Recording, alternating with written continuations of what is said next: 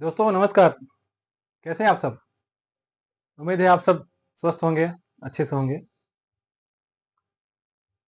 पितृपक्ष शुरू हो गए हैं और आइए जानते हैं पितृपक्ष के बारे में थोड़ी सी जानकारी। सबसे पहले तो मैं आप लोगों को ब्राह्मण भोज, वो 12 दिन 13 दिन किसी की मृत्यु होने पर जो कर्म कांड हैं, वो गरुड़ पुराण सुनना, ये सारी चीज़ें मैं आपको पहले इसके बारे में बता दूं। दोस्तों, किसी भी दृष्टि से ये चीज़ें जायज़ हैं नहीं हैं, हम इसकी बात आपसे नहीं करेंगे। पर मृत्यु भोज, मृत्यु कर्म, ये सारी चीजें जो हैं, तो अपने देश के लिए ये इसलिए जरूरी थी क्योंकि हम इस देश के लोग भावनात्मक रूप से परिवार से आपसी आपस में सबसे जुड़े हुए थे। और किसी की मृत्यु, किसी को खो देने के बाद हमारी जो भावनाएं हैं, वो अगर ये सारी चीजें ना हो तो हम लोग उस कष्ट से, उस दुख से उबर नहीं सकते। तो जो भी हमारे पुरखों ने ये रीति रिवाज बनाए थे, वो आध्यात्मिक दृष्टि से सही हों या ना हों, पर वैज्ञानिक दृष्टि से ये सही हैं। और क्यों सही हैं मैं आपको बताता हूं। घर का कोई व्यक्ति अगर स्वर्ग सिधार जाता है तो उनके परिवार का हाल रोते ही रोते बीत जाए, यानी वो रोते रोते मर जाए बेचारे। ठीक है, तो समाज में एक यह नियम बना दिया गया, और नियम बनाने के साथ साथ ये कर्म कांड उसे जोड़ दिए गए। और कर्म कांड मतलब उसके उसकी मृत्यु होते ही सारी चीजें शुरू हो जाती हैं, ताकि उसको रोने का समय न मिले, उसको उसके बारे में सोचने का समय न मिले, उसके बारे में जानने का समय न मिले, वो उससे उस चीज से वो दूर हो जाए। तो इसलिए सारी चीजें बनाई गई थी। और शुरुआत होती है अग्निदाह से। दाह संस्कार होता है। दाह संस्कार से जब लौट के आते हैं तो कभी सर मुड़वाओ, कभी एक टाइम 12-13 दिन एक टाइम खाना खाओ, उल्टे हाथ से खाना खाओ, उल्टी पलथी मार के खाओ, उल्टी चीजें करो, उल्टी डुबकी लगाओ, सारी चीजें उल्टा पुल्टा हो जाती है। घर में खाना ना बने ताकि सब लोग भूख पर ध्यान दें। 1-2 दिन अगर भूख लग, अगर खाना एक टाइम नहीं, मतलब घर में अगर मसाले वाली चीजें नहीं बनेंगी, उटपटांग चीजें बनेंगी, सबका ध्यान मसाले वाले में जाएगा। तो ध्यान अपना वहां से हटाएं। जो व्यक्ति मर गया है वहां से ध्यान हटाने के लिए सारी चीजें बनाई गई थी। और अगर ये न बनाई गई थी दोस्तों, तो सती प्रथा तो उस समय था ही, जबरन था कैसा था मुझे नहीं पता। और मुझे लगता है कि उस व्यक्ति के जाने के बाद वो पूरा परिवार आत्महत्या कर लेता, मर जाता, रो रो के मर जाता, बिना खाए मर जाता। यानी उस घर को सुधार मतलब उस घर को देखने वाला कोई नहीं। आप ये समझें। और जो ये 12-13 दिन की प्रक्रियाएं होती हैं दोस्तों, इस 12-13 दिन में आप अगर उस चीज को अगर समझें तो 10-12 दिन के बाद जो आगे आगे देता है, जो उस परिवार का सदस्य है, वो लोग इस दुख से बाहर आने लगते हैं और उस चीज को भूलने लगते हैं। धीरे धीरे वो चीजें भूलने लगती हैं। तो 12-13 दिन के बाद हम उस दर से उबरने लगते हैं, वो चीजें दूर होने लगती हैं। हम अपने नई साइकिल की ओर अपना नई साइकिलिंग करने लगते हैं, और उस चीज को हम धीरे धीरे कट करने लगते हैं। तो दोस्तों, इसलिए ये सारी चीजें बनाई गई थी। और ये वैज्ञानिक दृष्टि से इसलिए महत्वपूर्ण है क्योंकि अगर ये चीजें नहीं बनाई जाती तो हम भारत के लोग, हम इस देश के लोग भावनात्मक होते हैं, और हम अपना दुख नहीं बर्दाश्त कर पाते, और हम इस चीज के लिए हमेशा रोते ही रहते हैं, है ना। उस तकलीफ से हम कभी उबर नहीं पाते। तो दोस्तों, हम बात कर रहे हैं इसी तारतम्य में पितृपक्ष की। तो पितृपक्ष है क्या, पहले हम पितृपक्ष के बारे में जान लेते हैं। पितृपक्ष है क्या? तो पितृपक्ष में सूर्य जब कन्या राशि में प्रवेश करता है, तब यह पक्ष मनाया जाता है। और जब तक यह महीना पूर्ण नहीं हो जाता, यानी पूरा 1 महीना तक ये पखवाड़ा रहता है, तो ये जो 15 दिन है, यानी जब तक पूर्णमासी नहीं आ जाती तब तक ये पखवाड़ा मनाया जाता है दोस्तों। तो हमारे जो महाकाव्य हैं, महाकाव्य में इसका उल्लेख है। तो जब सूर्य कन्या राशि में आ जाता है तब ये पितृपक्ष मनाया जाता है, और अगले 15 दिन तक ये रहते हैं, यानी पूर्णमासी तक ये कायम रहता है, और सूर्य तब तक कन्या राशि में रहते हैं। और पितृपक्ष की शुरुआत कहाँ से हुई? तो क्या आपने कभी सोचा है पितृपक्ष की शुरुआत कहाँ से हुई? तो दोस्तों, पितृपक्ष की शुरुआत महाभारत काल से हुई। महाभारत काल में, मतलब महाभारत महाकाव्य में एक जगह उल्लेख है कि दानवीर कर्ण जो थे ये महादानी थे। आप ये समझ के चलिए कि उनसे बड़ा दानवीर कोई नहीं था। दानवीर कर्ण के अलावा धरती पर कोई, राजा हरिश्चंद्र भी उनके बराबर दानवीर नहीं थे, है ना। मैं एक तुलना कर रहा हूं, बाकी दोनों को मैं वो नहीं कर रहा हूं कि कौन कैसा, पर जो कर्ण था वो महान दानवीर था, वो उससे बड़ा दानवीर कोई नहीं था। लेकिन उन्होंने अपने पूर्वजों के नाम पर, उन्होंने अपने परिवार के नाम पर ऐसी कोई दान नहीं किया था, मतलब ऐसा कुछ दान नहीं किया था अपने पितरों का, अपने पूर्वजों का, है ना। ऐसा कुछ उनके नाम पर उन्होंने दान नहीं किया था। तो जब ये स्वर्ग लोग सिधार गए, सब स्वर्ग लोग गए, तो वहां इनको वो जगह नहीं मिली। तो वहां ये बोला गया कि तुम दानवीर हो, खूब दान दिया हो, सब कुछ दिया, लेकिन तुमने पितरों के लिए कुछ नहीं किया, यानी अपने अपने परिवार के लिए, अपने अपने पितरों के लिए, यानी अपने पिता के लिए, ठीक है ना, आपने उनके लिए कुछ नहीं किया। तो आप पहले जाइए और दान पुण्य करके आइए, इसके बाद हम आपको यहाँ स्वर्गलोक में हम आपको स्वीकार करेंगे, तब आप आइए। तो उस दौरान दोस्तों, जब दानवीर कर्ण वहां स्वर्गलोक से वापस धरती पर आए, इस 15 दिन उन्होंने अपने पितरों के नाम पर ही दान पुण्य किया, अपने पूर्वजों के नाम पर दान पुण्य किया, और यहीं से पितृपक्ष की शुरुआत होती है। इसके पहले हमें अभी तक किसी ऐसी किताबों में, किसी ऐसे ग्रंथ में उल्लेख नहीं मिला है। यहीं पर यहीं से पितृपक्ष की शुरुआत होती है, यहीं से पितर पूजे जाते हैं, यहीं से ये पखवाड़ा मनाया जाता है। और दोस्तों, जो पितरों के देवता हैं, गरुड़ पुराण में उनका नाम आर्यमा बताया गया है। तो पितृपक्ष में जिस देवता की पूजा होती है वो देवता आर्यमा है, और आर्यमा की पूजा पितृपक्ष में की जाती है।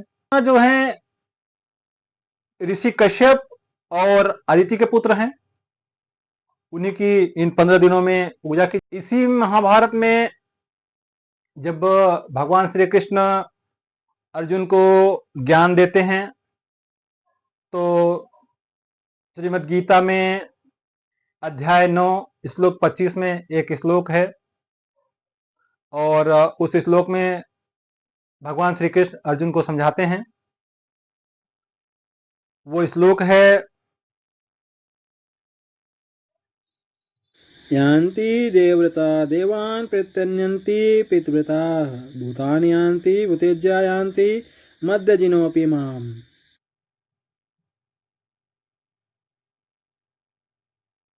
श्लोक में भगवान श्री कृष्ण अर्जुन से यह स्पष्ट करते हैं कि व्यक्ति की उपासना और श्रद्धा, मतलब व्यक्ति की उपासना और श्रद्धा के आधार पर व्यक्ति को उसके फल दिए जाते हैं। तो उन्होंने बहुत अच्छे ढंग से बताया है कि किसकी उपासना करना है, क्यों करना है, कैसे करना है। तो आपको अध्याय 9 का ये 25वां श्लोक ये आपको बताता है, और इसमें भगवान श्री कृष्ण ने अर्जुन को समझाया है कि आपकी उपासना और आपके जो कर्तव्य हैं यही आपको परिणाम देंगे। इस श्लोक में भगवान श्री कृष्ण अर्जुन से कहते हैं कि हे पार्थ,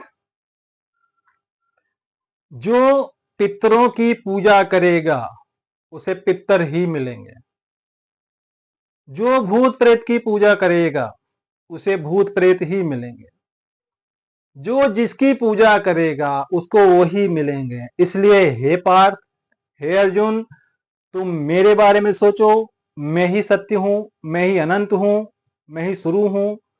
तो तुम मेरी पूजा करो, तुम उस मोह माया को भूल जाओ, तुम उस परमात्मा की पूजा करो जो शाश्वत हैं। इस भौतिक सुख संसार माया जाल से तुम दूर हो, तुम भूल जाओ, तुम्हें इन सब चीजों के बारे में कोई नहीं लेने देना। तुम्हारा भक्ति मार्ग की श्रेष्ठता जो है वही तुमको तुम्हारे पितरों तक, या जो तुम्हारा पिता है वो सिर्फ मैं हूं और इस दुनिया में कोई नहीं है। कहते हैं कि जो एक निष्ठ से परमात्मा को चाहता है, पूजता है, प्रेम करता है, उसे शाश्वत, यानी वो सर्वोच्च और शाश्वत लक्ष्य को प्राप्त, वो सर्वोच्च और शाश्वत लक्ष्य को प्राप्त करता है। भगवान श्री कृष्ण अर्जुन से कहते हैं कि संसारिक और आध्यात्मिक फल, देवता, पितर, भूत प्रेत आदि की पूजा से प्राप्त, आज की पूजा से प्राप्त होने वाले फल अस्थायी होते हैं, और परमात्मा की भक्त शाश्वत मुक्ति प्रदान करती है, शांति प्रदान करती है।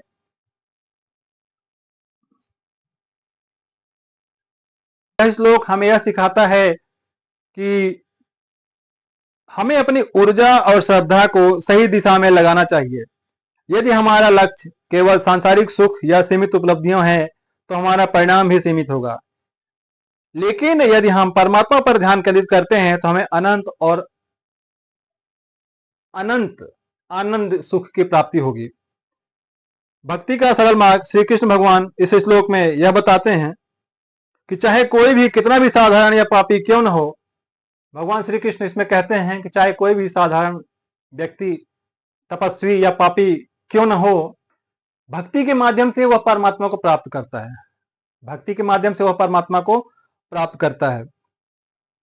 यह श्लोक हमें यह भी समझाता है और सोचने लेके प्रेरित करता है कि हम अपनी श्रद्धा और समय को किस दिशा में ले जा रहे हैं। क्या हमारी पूजा या कर्म अस्थायी सुखों को प्राप्ति के लिए है? क्या हमारी पूजा और कर्म क्या अस्थायी सुखों के लिए है, या हम परम लक्ष्य को प्राप्त की ओर बढ़ रहे हैं? यानी क्या हम अस्थायी सुख भोगना चाहते हैं या हम अपने परम लक्ष्य को प्राप्त करना? तो दोस्तों, यह तो आप सबको पता चल गया कि पितृपक्ष क्या है, पितृपक्ष कब से मनाया जाता है। तो जो पितृपक्ष का प्रचलन आया वो महाभारत काल से आया, जब दानवीर कर्ण ने सारे दान दिए थे लेकिन उसने अपने पिता के नाम पर कोई ऐसा दान नहीं किया था।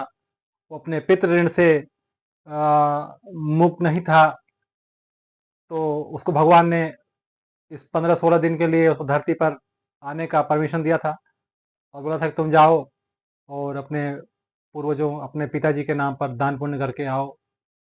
तो इस महाभारत काल से पितृपक्ष की शुरुआत होती है।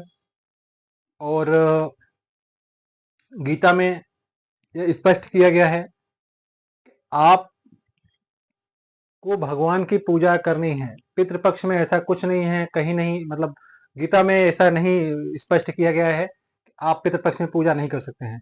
गीता में स्पष्ट भगवान श्री कृष्ण बोलते हैं कि आपको मेरी ही पूजा करनी है।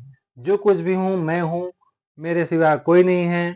इसलिए ईश्वर की पूजा ही सर्वश्रेष्ठ है और ईश्वर की पूजा पितृपक्ष में भी करनी चाहिए। पिता के नाम पर दान पुण्य करना चाहिए। पितृपक्ष में क्या करना चाहिए? दान पुण्य करना चाहिए पिता के नाम पर। जो मतलब जो पितृ ऋण है, यही एक ऐसा ऋण है जो मनुष्य चुका सकता है और इसके लिए सारे नियम कायदे बनाए गए हैं। दान पुण्य करो, गरीब को खाना खिलाओ, भगवान के नाम की पूजा करो, पितरों को याद करो, ये सब चीजें। और कुछ प्रमुख स्थान इनके लिए बनाए गए हैं, वहां जाकर तर्पण करना चाहिए, पिंडदान करना चाहिए, ये सारी चीजें। तो दान पुण्य करना चाहिए पिता के नाम पर, लेकिन पूजा भगवान की करना है। यहाँ पर यह स्पष्ट नहीं है कि आपको पूजा ही नहीं करना है। भगवान श्री कृष्ण ने गीता में स्पष्ट कहा है कि तुम मेरी पूजा करो। अगर तुम मेरी पूजा नहीं करोगे, तुम जिसकी पूजा करोगे तुमको वही मिलेगा। तो यहाँ पर यह स्पष्ट है दोस्तों कि भगवान की पूजा करना है पितरों में। और दान पुण्य एक अलग विषय है।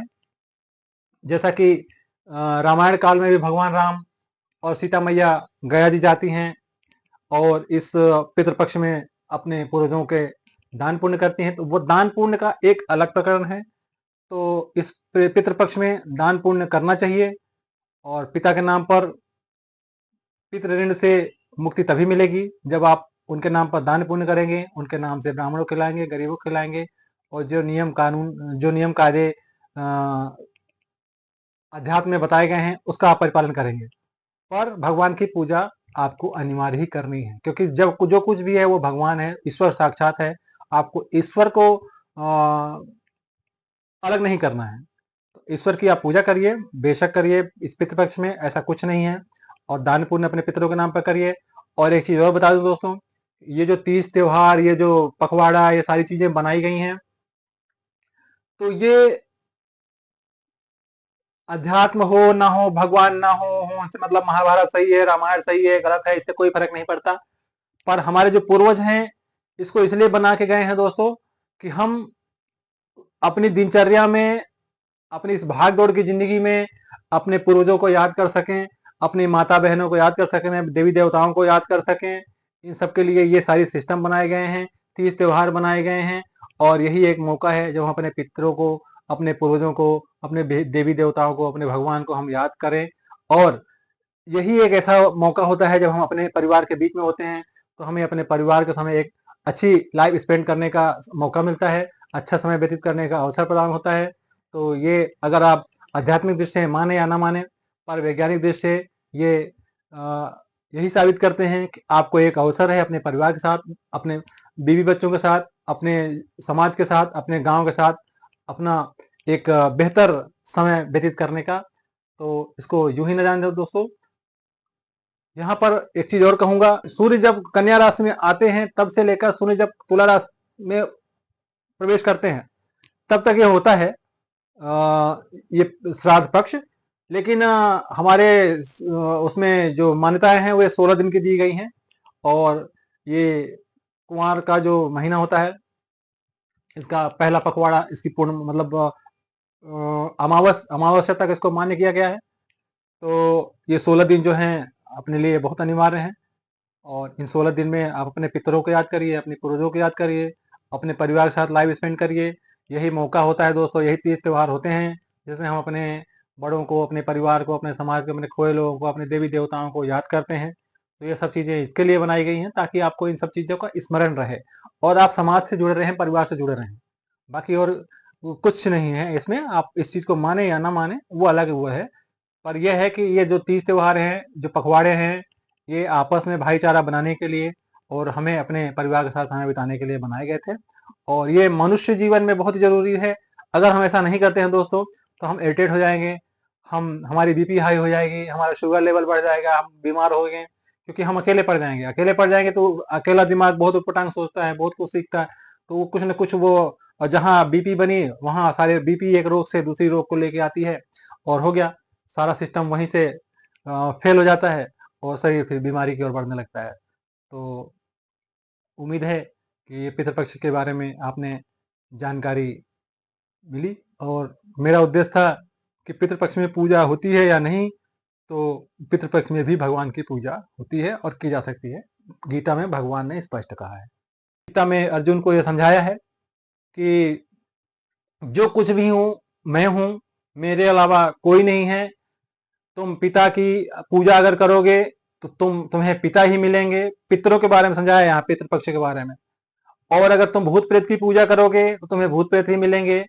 तुम जिस योनि की पूजा करोगे तुम्हें वही मिलेंगे। इसलिए भगवान श्री कृष्ण ने कहा है कि जो शाश्वत है, जो सत्य है, तुम उसकी पूजा करो। और यहाँ शाश्वत मैं हूं, यानी भगवान श्री कृष्ण स्वयं।